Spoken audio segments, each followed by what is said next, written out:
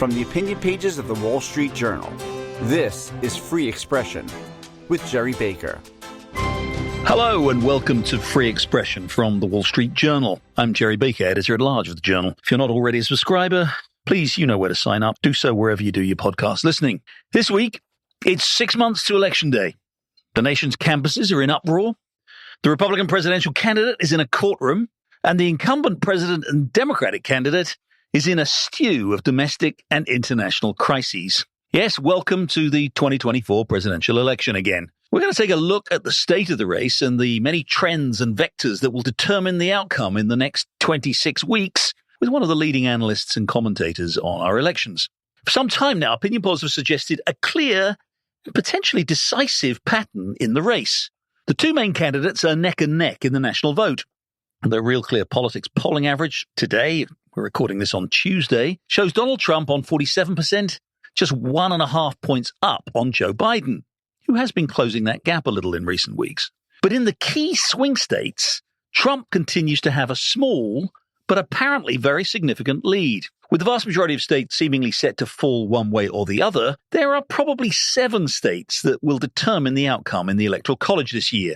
In 4 of those states, Trump maintains a steady and clear advantage, according to that Real Clear Politics average.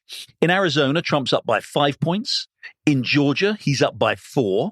In Nevada, he's up by 4.5. And in North Carolina, Trump leads by 5.5 points.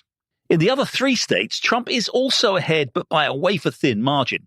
In Michigan and Pennsylvania, Trump's up by 1. And in Wisconsin, he's up by 2. Now, the Electoral College arithmetic is such that if this picture holds steady, Biden faces a perilously narrow path to victory. He would either have to overturn Trump's solid lead in one or more of those first 4 states, or he'd have to win all 3 of the latter states that are on a knife edge. And even then, if he did that, he would win the presidency by, yes, 270 to 268 electoral votes. And of course, there are still 6 months to go. In previous elections, much has changed in this critical last phase of the campaign. And in this year's contest, with wars in the Middle East and Europe, radical extremists seemingly taking over many college campuses, Trump on trial facing felony charges, and a growing uncertainty to the economic outlook, there is much that could still sway the result. So to discuss this, I'm pleased to say I'm joined this week by Amy Walter, publisher and editor-in-chief of the Cook Political Report with Amy Walter. Over a quarter century at the heart of the business of political commentary and analysis, Amy's earned a reputation, a rare reputation, I should say, for astuteness, wisdom, and objectivity. In fact, many of us, I would say, would regard her assessment of the state of national politics as just about peerless. And Amy Walter joins me now. Amy, thanks for joining Free Expression. Happy to do it. Well, there's lots to talk about. I want to obviously get into the state of the presidential race, national polls, swing state polls, third-party candidates, all the other things that you spend your hours and days analyzing in detail. But let's start with kind of immediate events, because there's obviously a lot going on. I wrote my column this week about how New York is really the center of the universe. One end of Manhattan, we have Donald Trump sitting in a courtroom facing felony charges. At the other end of Manhattan, we have Columbia University in a state of complete uproar and disarray. But let's start with these campus protests and the kind of challenge that they may, well, let me ask you straight out, what much of a concern do you think they are for Joe Biden? I mean, we've got the Democratic convention coming up with historic sort of resonance in Chicago. We've got this evidence that, there's a chunk of younger Democratic voters who are maybe very unhappy about the war. How do you read all this? We have a country right now that feels maybe more chaotic than people remember it being in quite some time. And I do think when we have events like what we're seeing on campuses, and those events get a great deal of media coverage, especially ones that are recordable, right? So people are actually seeing these things, whether they're getting it from TV or TikTok or whatever form. And I think living in a moment of time where almost everything now gets broken down by your politics, right? Where you eat, where you shop, what neighborhood you live in is also driven by what it says about your ideology or about your partisan preference. So I think there are a lot of individuals out there who see these protests. And if you are a progressive-minded person, you are checking in, you're going, well, what's going on here? Oh, well, I see that this is people who I would agree with, that there are occupiers and occupied, and there are oppressors, and I want to be on the side of defending the oppressed. And so I'm going to be on their side. If you have more of a conservative lean, what you see is absolute chaos, and that there needs to be order, and somebody needs to, rather than free expression, and somebody needs to handle this. And so I'm pretty sure that that's where the country is probably viewing it, again, for those who aren't completely already focused on this issue. Maybe a shorter way of saying it is this. I don't know that many people are as passionate about this issue as the campus protests and the response to them would have you think. I think that there are a lot of people who feel passionately about the fact that there are these campus protests, and that is different from taking a side in Israel-Hamas. At the same time, we don't know whether these issues are going to be the kind of thing that, again, regular voters are going to be using to guide their vote. And even for younger voters, what we're seeing in the data, at least, whether it's the Harvard Youth Poll or I just was looking at a CNN poll, for most voters under 34, the top issues for them are pretty similar to the top issues for regular folks over the age of 34, which is the economy and the cost of living. They're very concerned about issues like gun violence. Those all rate higher than concerns about Israel. And then in the CNN poll, when you ask about whether you approve or disapprove of the job Biden is doing, a good number of people who are Biden voters, they say they're voting for Biden in 2024. About 44% of them say, I don't approve of what he's doing or what his administration is doing in terms of Israel. So that, I think, is sort of how it breaks down politically. To your point about there being two sides of New York, I think that's a really good point, because if you were at the Biden campaign, your hope was these next weeks, last week and this week, would have been all about the Trump trial, right? That's all we'd be talking about. What happened at the Trump trial? What is Trump saying? What did he tweet? What did he say coming out of the courtroom? What were some of the most salacious things that came out of the court? Instead, what we're seeing is a lot, not just what's happening at Columbia, but now seeing these protests all around the country at college campuses. And as you pointed out, it's likely that we're going to see them move beyond college campuses. And so it means that the split screen that Biden really wanted, hey, I'm here being president and doing good presidenting things, and my opponent is stuck in court having to defend all these salacious things that he did, it's not as clean and clear as that. Thanks for that. You've expressed it in very clear terms. I guess the follow-up is, while the issue itself of Israel-Hamas may have low saliency, should we say, in terms of most voters, and we probably say that foreign policy generally does, and however horrified people may have been by October 7th, and however sympathetic some people may be to the Palestinian cause, we can probably say that's a kind of a low saliency thing. There are two elements to it, aren't there? One is the protests, and especially, again, if we did see anything like a kind of repeat of 1968, the Democratic Convention in Chicago, I'm not saying we will, but if we did, as these protests consume attention, do they create a general sense of chaos and disorder, and particularly among the ruling Democratic Party? And secondly, again, I think in the end electorally became a big factor, but is there a risk in key states where there might be very likely to be very narrow margins? People joke about Biden believes in a two-state solution to the Middle East problem, and the two states are Pennsylvania and Michigan. Do you think there is a real risk here that enough voters could be animated by this issue? And remember, we have something else we'll come on to talk about. We have these third-party candidates, particularly in the form of Cornel West, perhaps, and maybe Jill Stein, do kind of offer a kind of a way out for people, who really are dissatisfied with Biden, the Democratic Party, but are certainly not going to vote for Trump, to express their dissatisfaction that way. Do you think it's electorally salient in any way? Yeah, I think that's fair. I think that the fact that it doesn't take much, if you take just a small percentage of those students or younger people who feel very strongly about this issue, and they say, you know what, I can't vote for Trump, but Biden, no good, I'm staying home. Maybe they stay third party, but they say, I really want to make a point by letting this administration know that they can't take our votes for granted. And that matters a lot, because for Biden, who has a coalition that is 100% dependent on voters who dislike Trump coming back to Biden, right? That it's not so much he needs to win over people who already like him. He needs to win over people who may not like him all that much, but really dislike Trump even more.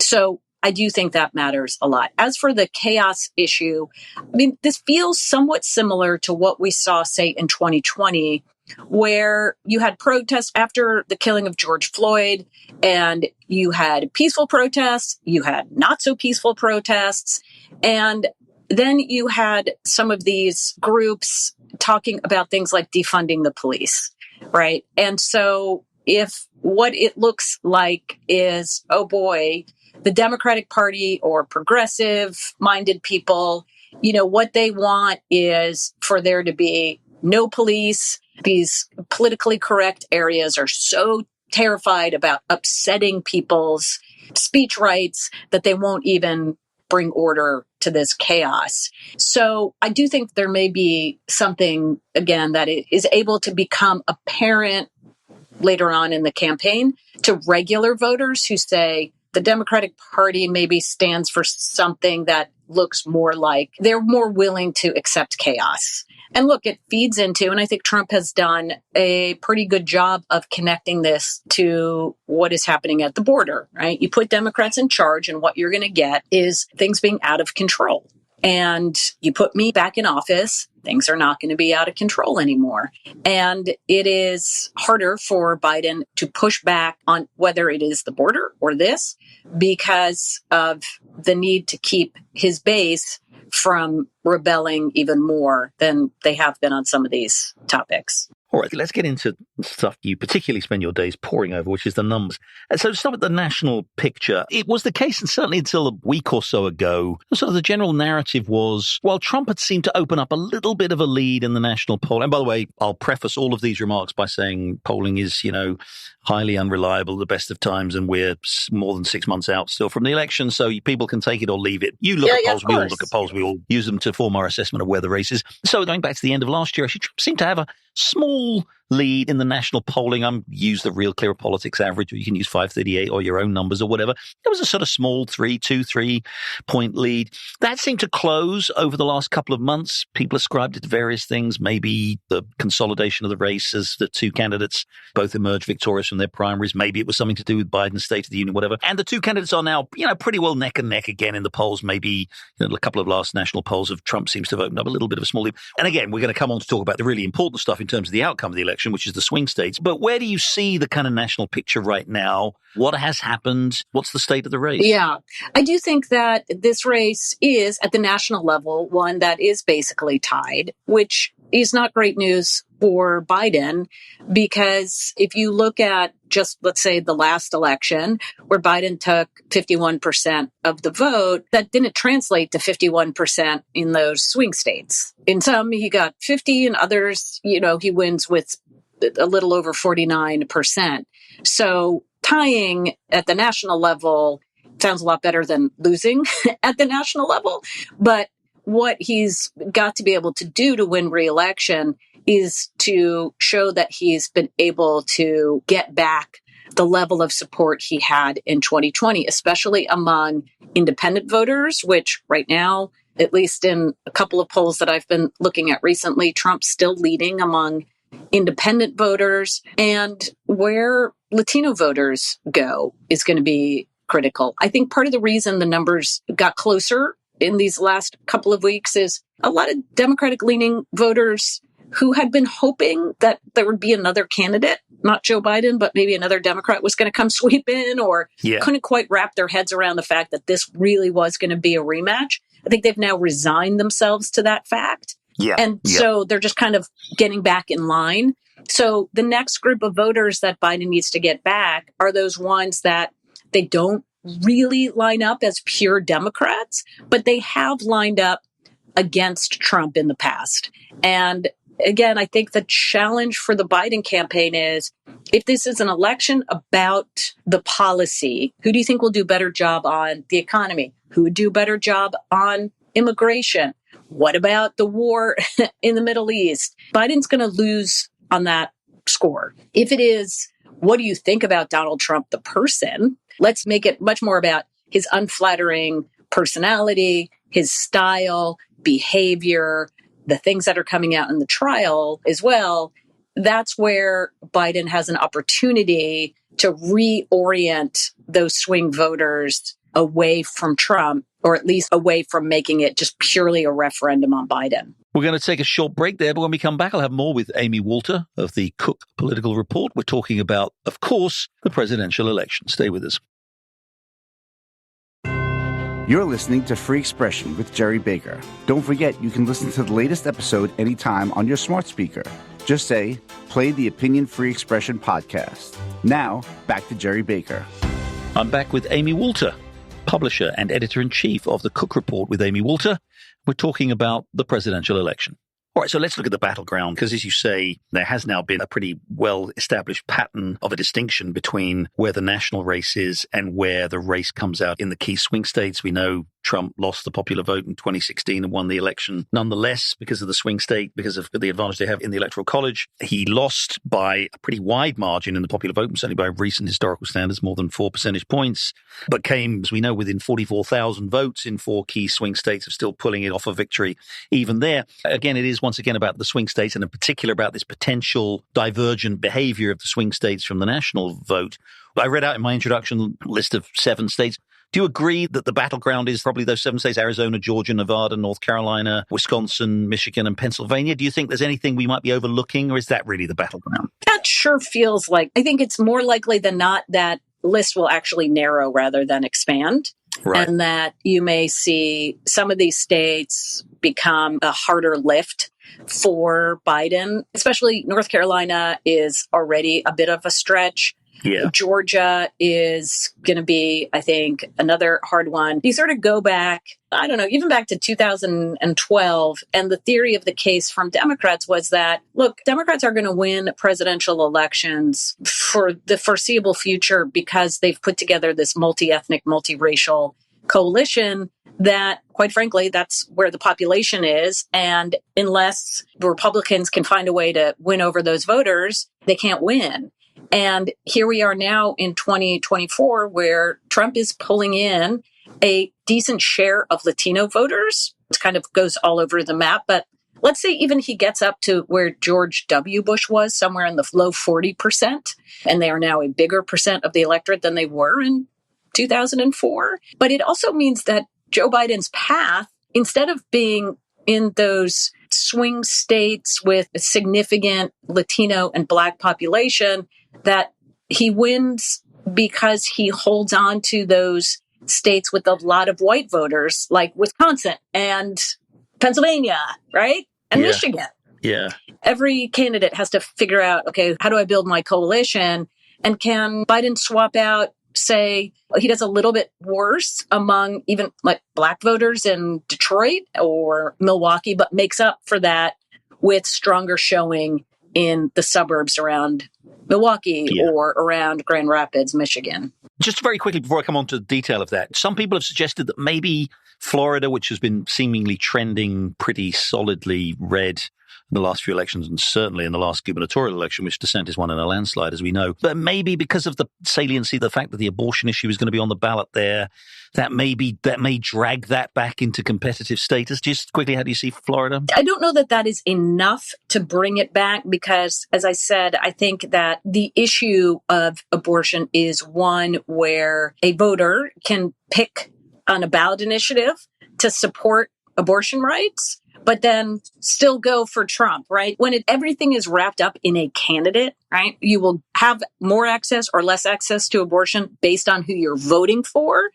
That feels a lot different than based on, you can vote for a ballot initiative and you can vote for a candidate. Right. In a curious way, it may actually diminish the sort of Democratic argument that you've got to vote for a Democrat to save abortion rights, because actually, when you put it on the ballot like that, you could happily vote against the 6-week ban and say, but I'm still voting for Donald Trump, and I'm in control. That's right. Exactly as you say. So these 7 states that everybody talks about then does seem to be narrowing. Again, I just read out in my introduction again with all the caveats about polling, but the real clear average polls right now have Trump ahead in 4 of those states, in Arizona by 5, Georgia by 4, Nevada by 4.5%, and North Carolina, you say, by 5.5%. Suggesting, again, they're not by any means impregnable for the Republicans, but that's trending kind of solidly up to and maybe even beyond the margin of error in his direction. And that would leave only 3 states, Michigan, Pennsylvania, Wisconsin, where he's up by 1 in Michigan, Pennsylvania, up by 2 in Wisconsin, that would be really competitive. And again, I've done the math. I'm not as good at it as you are. You know it much better than I, but I've done the Electoral College math. So Biden did lose those first 4 states. And then it's up with those other 3 states. He has to sweep those 3 states just to get to 270. To win the Electoral College 270 to 268. Yeah. Does suggest the electoral map is really pretty solidly weighted in Trump's favor right now. Yeah, and I think it rarely works out this way, that you get a nice clean divide like that. This party wins half and this other party wins half, and there we go. It usually breaks more decidedly for one than the other. And we obviously saw that in 2016. It wasn't just losing one blue wall state, right? They all went. Yeah. And it wasn't just that Trump lost those Sunbelt states. He lost all of them. Yeah. Now, we tend to think of, well, but if you only win by 10,000 votes or 1 point, that's not really a sweep. Well, in this day and age, that's a sweep. So when I say momentum, it doesn't have to be that he's winning each of these states by like 5-10 points. It's just literally where the momentum is at the very end and where they break at the very end. So it is hard for me to believe that you're going to get something that's as nice and clean. It sounds like a very interesting scenario, right? Like, Trump gets the Sun Belt, but still loses because he bring loses in the Midwest 3 states that he won North and Midwest in 2016, right? Yeah. And that brings us to the question of, I think that you had raised at the beginning as well, which is, what did these third-party candidates do? Yeah. And who are they pulling from? I've always thought that the challenge for Biden is that his coalition is more anti-Trump than it is pro-Biden. And as such, there are a lot of voters who are in the leaning Biden camp, but if they had another choice besides Trump, might take that. Yeah. Right. So that I do still think that those third party candidates, could they play the same role today that they did in 2016? Absolutely. Taking just enough to let Trump win, even without getting a majority of the vote in some of those states. And what's your latest reading of the sort of ballot access question for them? Because again, in some ways, it doesn't matter if they get on the ballot in California and New York. If they're in on those 7 key states, what's the latest reading of that? Do you have a sense? It seems as if you've got, for RFK Jr., it looks, and again, I think there's still some legal maneuvering here, but Nevada, Arizona, Michigan, where he'll be on the ballot. But remember, the Green Party has ballot access in all those states. And so Jill Stein is guaranteed to be on the ballot, not just those swing states, but in the other states. I don't think Cornel West has gotten on any yet.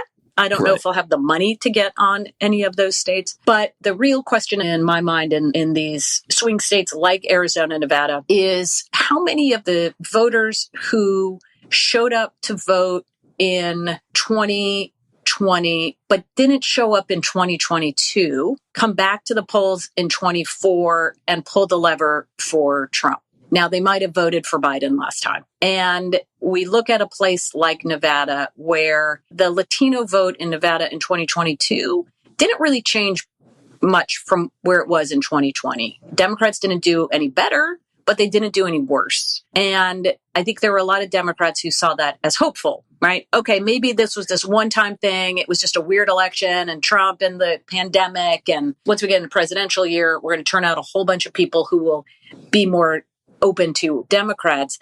Except when you look at who some of those voters who don't show up to every election, low propensity voters, they actually are leaning more to Trump. So we always talk about turnout.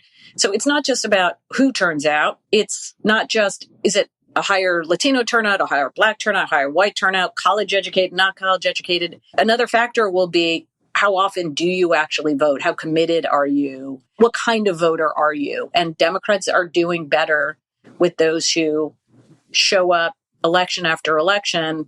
Republicans, Trump especially, doing better with more infrequent voters. And how will the issue of sort of voting opportunity affect that? Obviously, last time 2020, we saw a huge amount, particular conditions of the pandemic and everything, huge amount of mail-in and absentee and early voting. Do you have a sense yet what sort of a scale that will be? And obviously last time that, as we saw, very clearly as the results came in, when those early votes in particular and mail-in votes came in and heavily favored Democrats, we saw that those were key in many of those states. Do you have a sense whether that will change this time? Obviously, Trump has been going out of his way this time to say, vote early, vote by mail, whatever, in a way that, of course, they didn't in 2020. A, is that going to be important? And B, could it produce a slightly different outcome from what it produced in 2020? I do think that Donald Trump has fundamentally altered the way that partisans think about how they will vote and when they will vote, and that you still see it in congressional level races where the early vote is still overwhelmingly Democratic. So I think some behavior has been changed and is not likely to change back, even if Trump is a little more open to accepting it. So the day of vote is still more likely to be Republican than Democratic. But I think the question, too, is will we get similar levels of turnout that we had in 2020 and 2024, given that you've got a good, 15 to 20% of the electorate saying, I dislike both candidates. So you have a much more disillusioned, disappointed electorate than you did in 2020. You obviously, because in 2020, many of us were sort of trapped at home anyway, but you have less engagement in politics, whether it's in watching it or reading it or engaging with some form of media than you did back in 2020. So the electorate feels a lot more checked out this time around. And will that change when we get closer? It absolutely could. But for now, I think that it doesn't feel like we're going to hit 2020 levels of turnout. Quick question on the RFK Jr. vote. There seems a high level of uncertainty about that. First of all, there's uncertainty about the ballot access, which you've just discussed. It's quite a range I see in the polling in terms of what he seems to be getting in different polls. And I've seen polling anywhere between sort of 6 and 15%. I think there was a poll at the weekend that may be even higher than that. And then particularly if you look at state by state, in some states he seems to be, when it becomes a 5-way race rather than the 2-way race, Trump's lead widens dramatically. Maybe in other states it narrows, suggesting in the ones where it widens dramatically that RFK it really is pulling votes away from Biden. And kind of, as you said just a couple of minutes ago, what's your sense about that vote in the end, how large it might be and what its effect will be on the two main candidates? My sense is this number is going to continue to go down as we get closer and closer to the election, in part because I think he's been a repository for a lot of voters who are not particularly engaged in this election or who hear the name Trump and Biden and they're like, no, I'll go for this Kennedy person.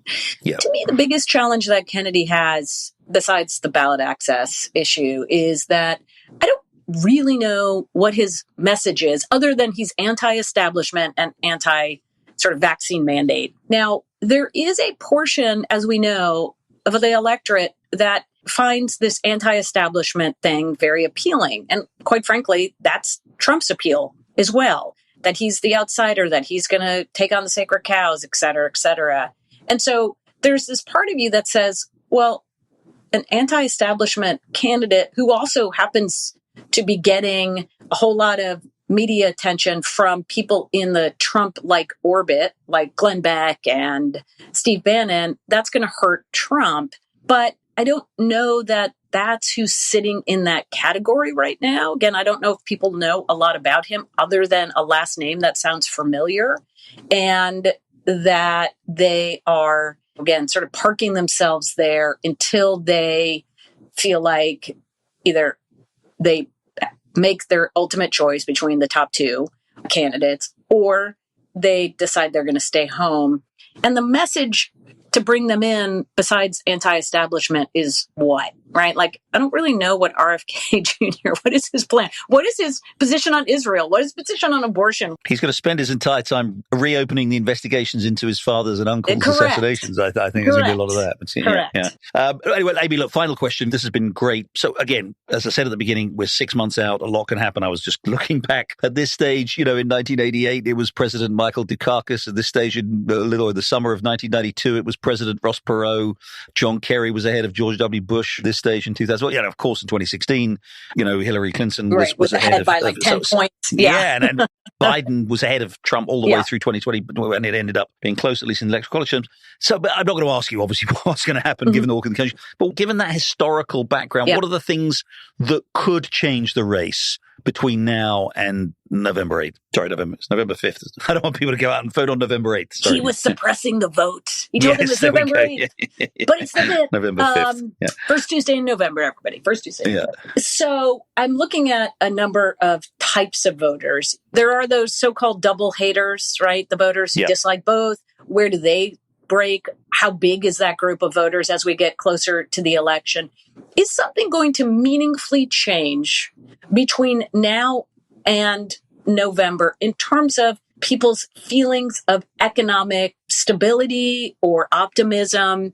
It doesn't feel that way. It doesn't seem like, even if we're not going to hit a recession or we're not going to get a big bump in inflation, I don't know that voters by November are going to say, boy, things really seem like they're clicking on all gears, economically speaking. But again, I don't know. Maybe they will be saying that by October. Maybe they'll be feeling better about the pace of the economy. How many people are voting for Biden and also dislike the job that he's doing? This was a unique thing that popped up in 2022. I've never seen this before, that normally people who say they disapprove of a president vote against that person or that party. Yeah. But in 2022, there were a lot of voters who said they somewhat disapproved of Biden, who ended up voting for Democrats, and right now who say they're voting for Biden over Trump. So that we look at this data that says, oh, Biden's so unpopular. He only has a 40% approval rating. This is the worst of anybody who's ever run in the modern era. He can't possibly win. But I think that may be not telling the whole story, that there are a lot of people buried in that disapprove number who still aren't going to vote for Donald Trump. They are going to vote for Biden. So those are, I think, some really important things to think about. And then, there's going to be theoretically very soon, a decision in this New York court case. But the fact that we're not, at least it doesn't look like we're going to have any other decisions by juries, whether it's in the January 6th trial or the documents case or Georgia case, it seems like that issue of Trump's indictments kind of end up becoming less salient. But again, if Jack Smith is able to take that case to court and something comes out in October, that sure seems like a big factor that we should be thinking about. But fundamentally, I do think that this election, if Biden is to win, it really has to be about Donald Trump and who he is, and separating that from this memory that people say they have of the life as a citizen when Donald Trump was president, when they feel like the economy was better and there was more security on the border. And that, to me, I guess I'll sum it up by saying, traditionally, in a normal election, in normal times, an incumbent who is as unpopular as Biden is, where voters are as anxious about the economy, where the opponent has a lead on something like being in charge of the economy, would doom that incumbent. But we've also been through a number of elections now where the central issue, i.e. the economy, doesn't necessarily tell us what the outcome of the election is going to be. Donald Trump had a lead on who would do a better job on the economy. People were much more optimistic about the economy going into 2020. And yet Trump still lost. Biden's team should have lost badly in 2022 based on historic level of inflation. And yet they did pretty well, obviously not at the Senate and House level. So is it going to be a traditional election where the fundamentals that we've used for many, many years continue to drive the outcome? If that's the case, then Trump is favored. If it's an election where it's not as simple as the fundamentals, where the fundamentals are telling us only part of the story, but other issues, whether it's Trump as the person, whether it's abortion rights and worries about life under Republican president for those sorts of freedoms, and this issue of January 6th and democracy, if those become more salient, if voters are willing to pick the lesser of two evils and that lesser of two evil happens to be Biden, well, then Biden has a chance to win. Amy, short of giving us the precise result of the election in 6 months' time, that is about as comprehensive and excellent an analysis as we could possibly hope for. Amy Walter, editor-in-chief and publisher of Cook Political Report with Amy Walters, thank you so much for joining us here on Free Expression. It's been a lot of fun. Thank you. That's it for this episode of Free Expression. Thanks very much for joining us. I'll be back again next week with another episode. In the meantime, thank you again and have a great week. Goodbye.